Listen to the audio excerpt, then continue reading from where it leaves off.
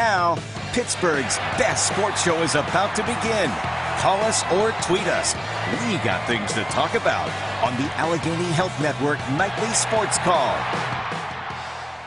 All right, Ken, thanks very much. Good evening, everyone, and welcome to the eve before another Game 7. It's the Allegheny Health Network Nightly Sports Call. We are on the Borders and Borders hotline, and if you would like to partake in our conversation, all you have to do is call 412-575-2600. Bob Pompeani, flanked by Gene Collier, who is just back from Ottawa, and he made that trip today, and most of our conversation tonight will be on Game 7. Gene, I want to ask you about what you saw last night in Game 6. I didn't like any of it. I thought, quite frankly, the officials were the #1 star of the game for Ottawa. I did not like the Trevor Daley goal being overturned. I saw nothing to indicate goaltender interference, and we'll start there. What was your take on that? Yeah, that was an amazingly bad performance by the official on the site. I don't know whether it was Kelly Sutherland. He was the official who did not call the mugging of Sidney Crosby in the third period. But as to the Daley goal, I mean, something is happening there, and you really need someone on the ice to say what it is. It's either the puck has either been covered or it's in the net. It can't be just nothing, which is what they called. Anderson put himself in a bad position to play that puck. He was not forced into it by Daley, in my view. But, you know, those are things you have to overcome, and the Penguins did not. I would never suggest that the NHL is in a situation. I forgot to turn off my phone. That's a rookie mistake. So unprofessional. It's shocking.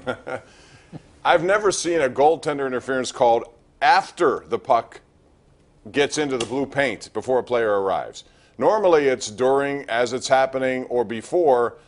This was a typical puck battle that we've seen so many times. When a puck goes there, guys go to the net and they try to get under the pads of the goalie. They dig, like coal miners, whatever the case may be.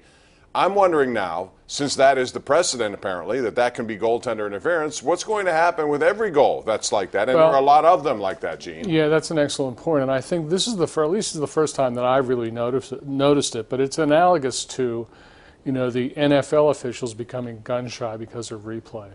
And it's the same kind of situation here. Whoever's there is not really sure what he's seeing, and so he's calling nothing and hoping he'll be bailed out by the replay, which is not the way to officiate the game, and that's why replay is a bad idea. It should go away and never come back. Well, that's Gene Collier. He's sticking to it. There's no doubt about that. But I also saw what you said about Sidney Crosby was ridiculous. There was a lot of mugging going on, from eye gouging, tackling. I mean, come on. And here's the other thing I didn't like, Gene. Last night, the officials essentially, I thought they were the ones who made that 5-on-3 available to Ottawa. And here's my explanation on that. The call to Hainsey for interference was really a ticky-tacky call that I think at the root of it was Ottawa didn't have a power play until that point. They were looking for something to sort of even the score. And so anything that they were going to see, they might have called it. And since they did, they could not help but call the call because that was a high stick.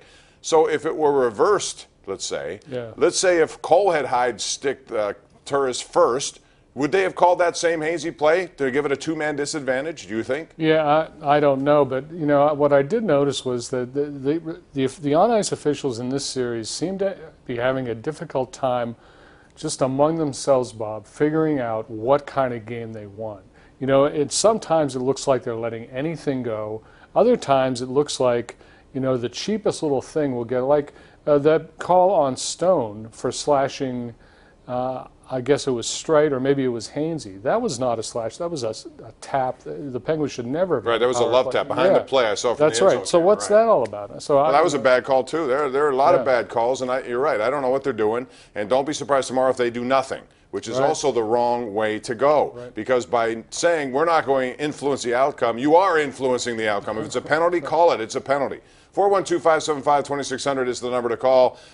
Kudos to Craig Anderson. He was the #1 star. He deserved it. He was outstanding, and without him, they do not get to a Game 7. Guy Boucher actually said that the reason he took the job because he had a goaltender he could rely on. He said he's been to many teams where he hasn't had that, and it takes you into darkness, to quote him, which I thought was an interesting take. To the dark. Darkness, yeah. So that's what happens when you don't have goaltending. And Penguins are lucky to have two, and yes, Murray will be in goal. And no, Gene, there is a lot of calls here last night, people saying that they should go back to Fleury. That simply is not happening, and quite frankly should not happen. Well, I don't think Fleury should ever have been taken out. Never. He should have started every game, in my view. But it's obvious that Mike Sullivan has more faith in Murray. He's entitled to that opinion. He's, more informed of those things than I am. And there's just no way that, Matt Murray is not going to start the 7th game.